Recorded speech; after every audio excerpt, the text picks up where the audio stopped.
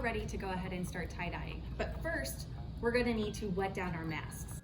When you wet down the mask, you want it damp and not completely soaked. Squeeze out the excess water if it's still dripping. Now that we've wetted down the mask, now it's time to tie-dye.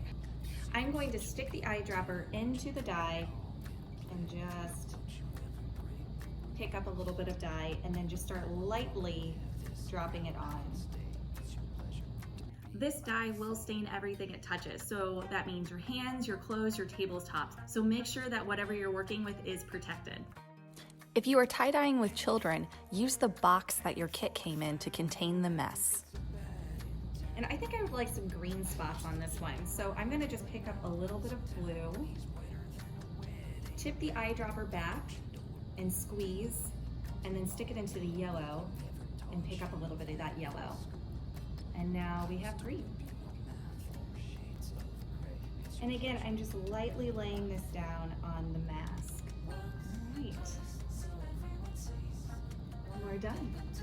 So I'm gonna let this sit aside and dry completely. After that, I'm going to wash it in the washing machine so all that residual dye washes off. Make sure that you wash the mask alone.